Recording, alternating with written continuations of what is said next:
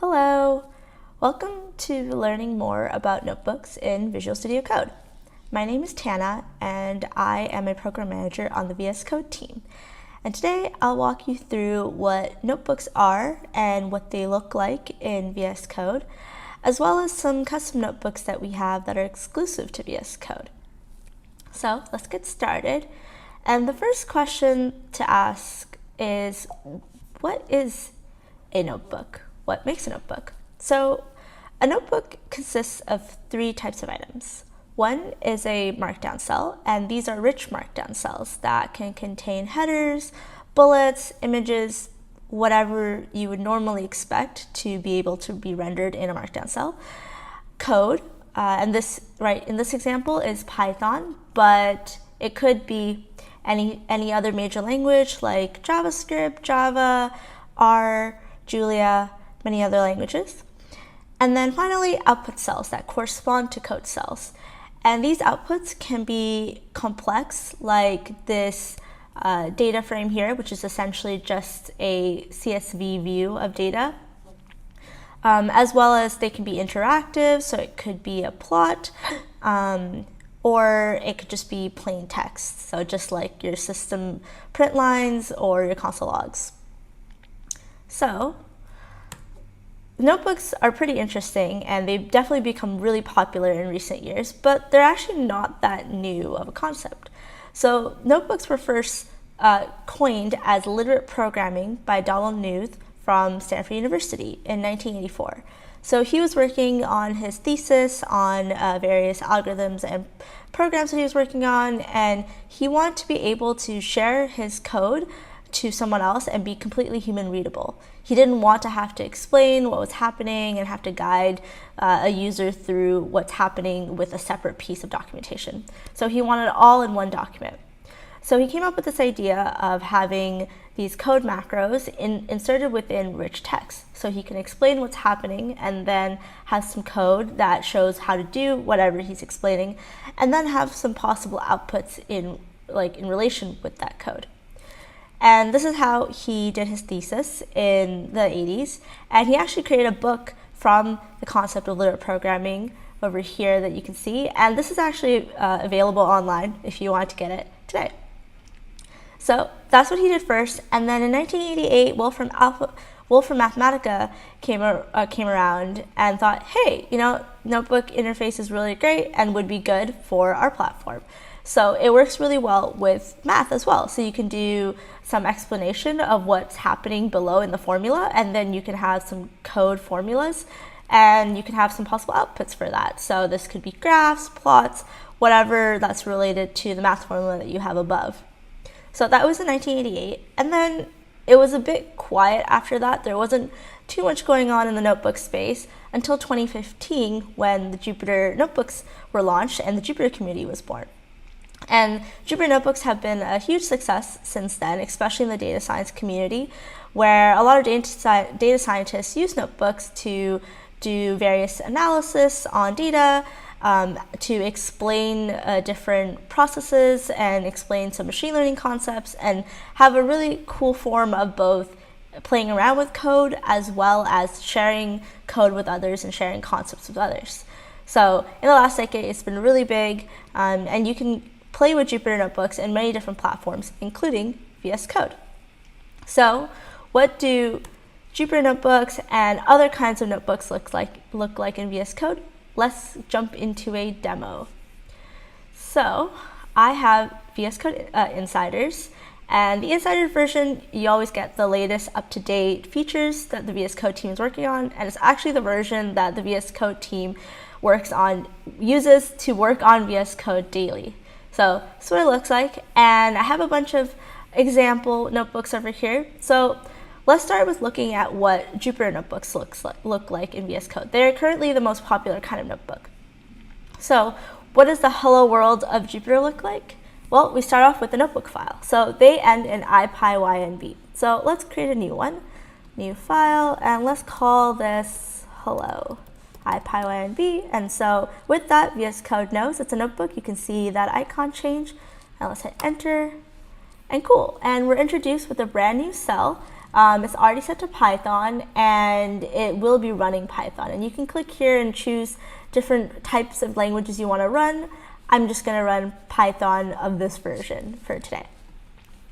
And you can add whatever code you'd want to here. So let's start with print, and I actually get all the IntelliSense and everything that I would expect from normal VS Code editors all within the notebook. So print, I see a lot of helpful information, but I'm just going to go ahead and enter, and then I'm going to type in this string hello world, and then I can run this.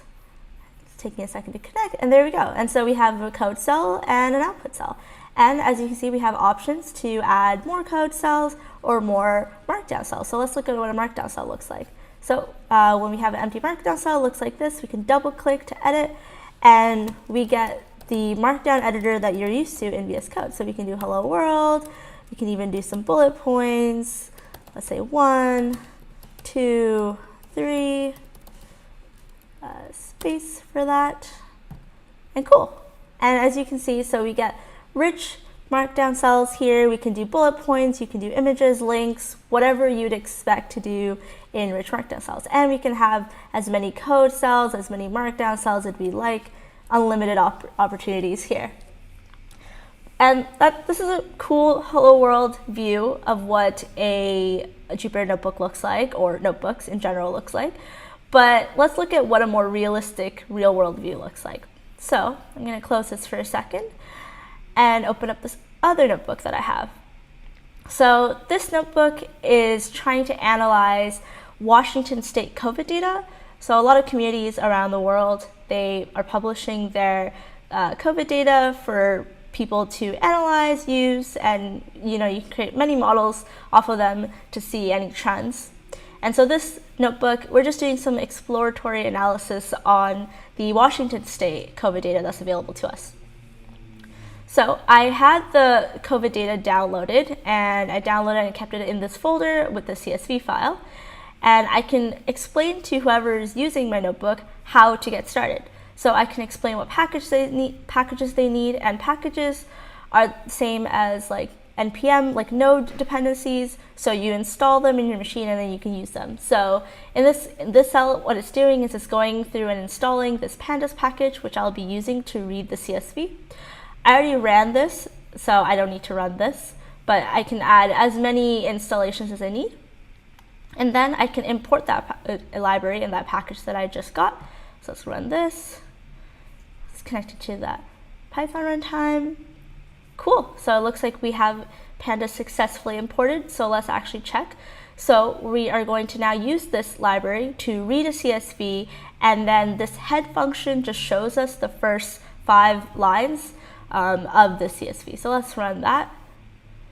Very cool. We can see this is from the CSV. We see a couple of counties, some information related to when the cases started, how many cases, and some ages.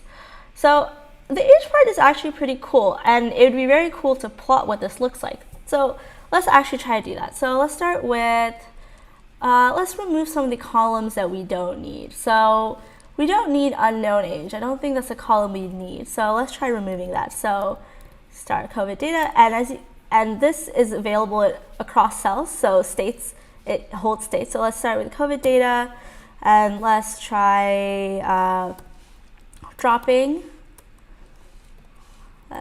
unknown age with the axis of 1, and let's run it. Okay, cool, that looks about right. All right, so we dropped unknown age. Let's also drop total cases. So notebooks actually hold states. So right now, actually, I didn't actually set the variable to be this. So let's actually update this variable. So now it's the original minus unknown age. Let's run that again. Okay, cool. And let's make another cell so we can actually see what that looks like to verify. So this, once again, will just return the first couple. So we see that unknown age is gone. That's great. Okay, and then now let's update this variable to remove some of the other columns. So I also don't want probable cases. So let's get rid of that one. So let's run this cell, and then let's run this cell. Great, that's gone. Let's also remove confirmed cases. So let's run this cell, great. And then let's also remove total cases. Run this cell. Okay, I think that should work. So I think I should be able to plot it. So let's look at what that looks like. So I have my COVID data that I imported, and then I can just run the plot function on it. Don't have any arguments, so let's see what that looks like. Great. So this is kind of cool. I get to see a plot, like a histogram of the frequency of the number of cases according to their age. So that's pretty cool. And so these are some of the examples of the kind of outputs that you can get. And you can install many more libraries and dependencies to get many more kinds of outputs. And so this is kind of the standard data science flow that you do. You can even actually inspect. So right now it's not very clear what the state of this COVID variable is. So I can use the variable explorer, and I can actually see that I have this COVID variable, and I can actually open it up in a full screen, and I get a full like CSV view of it. So this is helpful just to make sure I'm running a lot of different cells and different orders. So it's hard to tell sometimes, what the state of a certain variable is. So I can use this variable explorer to just verify that it's in the state that I'd like. So that is a standard data science example of using Jupyter Notebooks to clean, analyze, and view some data. But what does Jupyter Notebooks look like from a playground REPL example? So I have this other notebook here, which is a TypeScript notebook. So as you can see, it's using TypeScript as its runtime and has the language of TypeScript selected. And I'm using this notebook to play around with this Express server that I have, and specifically also to play around with the Axios library, because I don't 100% know, how it works, and I want to make sure that it works in the way that I expect before I'm adding it into my code base. So let's start by running this server. So I'm going to go into package.json, and I'm going to hit run script over here. Cool, that it looks like it's running. So let's go back into our notebook, and I already npm installed Axios, so I can just run this. This will start TypeScript and start this base request instance, and now I can use that request instance across many different cells. So I can start off with just running the basics to get the home page, which is just the default Express homepage at the moment. I also created an endpoint called API, so I can call that and I can see, oh, very cool, I can grab that. I can copy and paste this cell and change this to, okay, I want to actually grab users. So let me type this users instead, run that. Cool, I get 3 names. And I can use this to play around with Axios, get it to how I like, play around with how my Express server is reacting to different calls, and work on my code at the same time. And so this is pretty helpful when you're working on both the back end and the front end, but you don't really want to go in and set up this large project or inject all of this into a project that you already have. So you can take a notebook and work on it independently in an isolated space, and then when you're happy, like, oh yeah, I'm kind of happy with how this Axios work is working, then I might copy and paste over the code into my client-side app. So this is helpful, and it was cool to use, but it's a lot of code, and sometimes I'm only working on my Express server, and I'm not really working on the client side. So I want to create a notebook that will help me just do REST calls and not deal with any of the code that's associated with it. But I want to do this all from VS Code because I want to be as close to me developing my server. So at the beginning of working on the VS Code team, decided it'd be very cool to create a notebook that will run REST calls. And so this is a custom notebook, which is why it doesn't have the IPyYNB ending. It's not part of the Jupyter ecosystem, but it's instead a special notebook that can only be run on VS Code. And so let's look at what that looks like. So it has the name RESTbook, and if I click into it, I see that I don't have it running right now. So let's start running it. So I have the same markdown cells, but I have a special REST book language. And this language introduces all the syntax highlighting and such. So let's start by running one and see what it looks like. So let's run the basics. Cool, so I get this cool view, which is different from the other, this view over here. It looks a bit nicer in my opinion, and I can go through the different areas of information. I can see what I sent, I can see the headers that I get back, and I can see the data. I can even switch to a different kind of output. So there's a built-in HTML view, and I can actually see what that looks like. So yeah, that looks like the HTML that I expect from my Express app. I can go back to this view. I can make sure that certain things exist. So let's say I want to make sure that Express exists. I can enter search, and I can see, okay, yeah, cool, this is exactly what I expect. And like other notebooks, I can keep running in other cells. So this one, it doesn't share that much state across cells. It's a lot of just querying. So I can grab users, then I can grab all the users, and then I can grab the information for a specific user, and that's all very cool. But you know, when I was working on this notebook and when I gave previous presentations, someone gave a really cool feature request idea of actually utilizing the state part of notebooks and actually using the information from one notebook in another. So to do that, I implemented that in my custom language where I can declare something to belong to a certain variable. So let's say foo equals this. And now when I run it, foo has the value of the return from this call. So now I can actually use foo over here instead of the hardcore name Sana. So I can do $foo, and let's grab from the data that we got back, and it was the first item. And now if I run it, I get the same call again with Sana, and I can get all of her information. And now I can, you know, dynamically choose the second user, and so on and so on. So that's helpful if I just want to have almost like a test class in my notebook where this is kind of my testing, but not an official testing suite, but just a side testing suite, which I use to just mess around with my server and make sure that it works in the way I expect. And I can also do, sorry, I have a lot of little gnats in my house. I can also do post requests, so I can send to my server, hello world. I can see that my server says it's received this, and that looks good.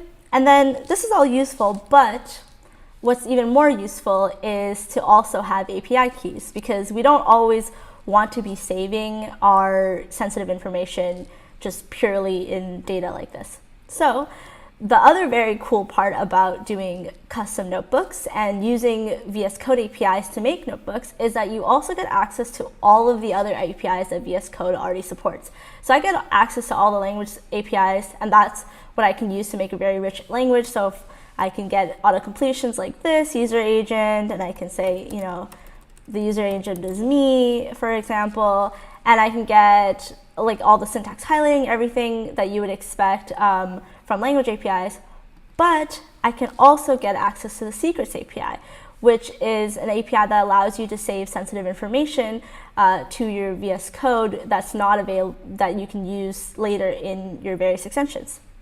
So what does that actually look like? So let's start with, I have this command called secrets. So Command-Shift-P, you open up the command palette and you can search for RESTbook secrets. So I'll enter that, and let's add a new secret. So let's call it my secret key. Cool, and then let's make my secret key be OpenJS as the value.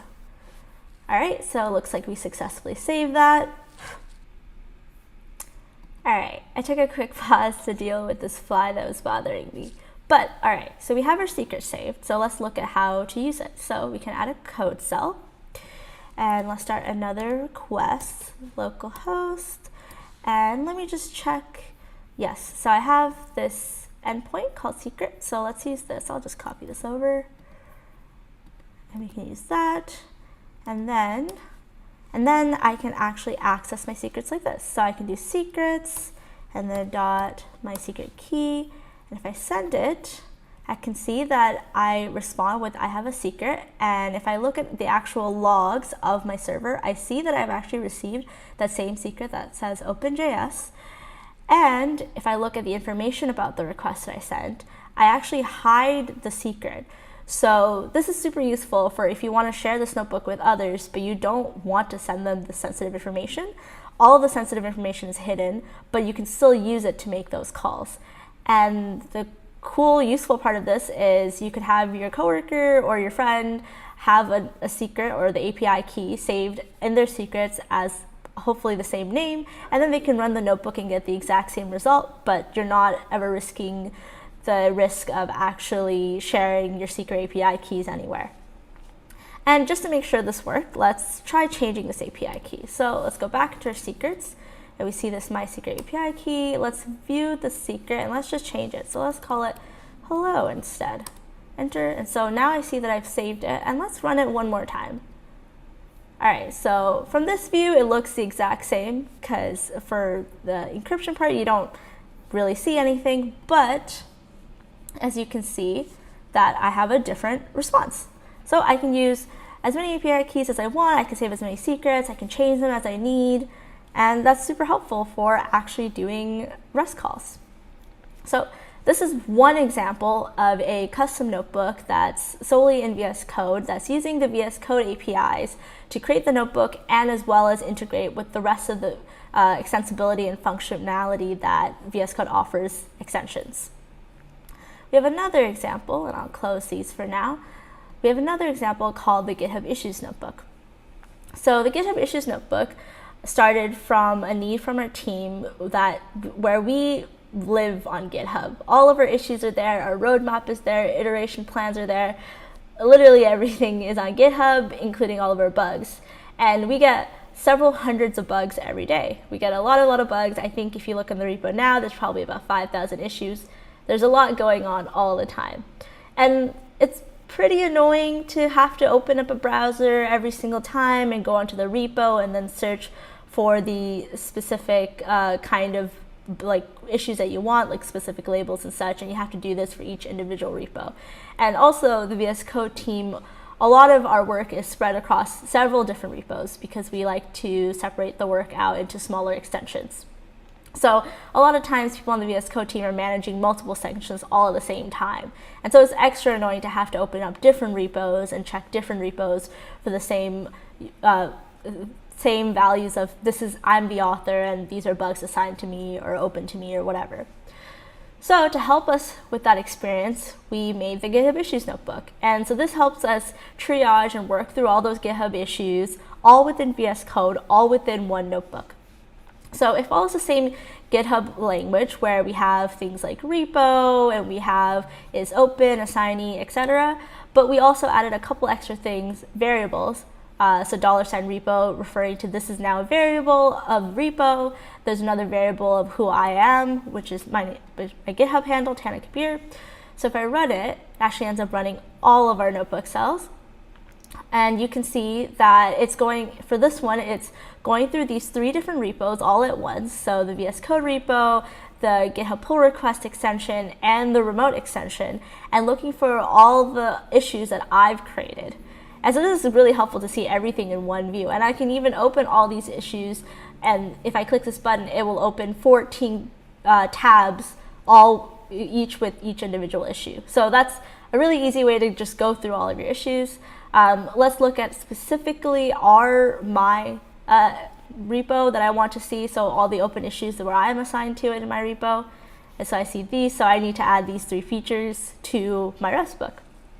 And we actually use this extension on the VS Code team. So if you clone VS Code, which I have right here, if you clone VS Code, you'll see this folder, notebooks, and we have a bunch of different notebooks that we use to go through all the different issues. We have endgame related things, which are when we're releasing, we have some extra issues and work that we have to do around. We keep track of paper cuts here, we keep track of everything, and this is what our team uses, and we add a lot of information of how to do the different roles. If you're on inbox tracking, which really means just going through all the open issues on our repo for that week, you get a lot of information on how to do that, and then you also get all already, you get code cells that show you what to run to get all that information.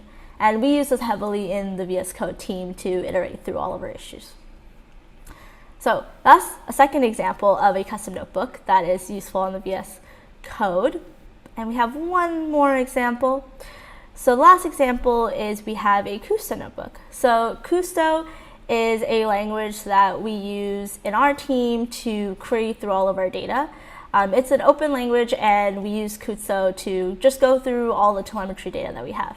So Kusto offers some playground data, so these are storm events, and this notebook is connecting to that Kusto cluster, and you can use the Kusto language.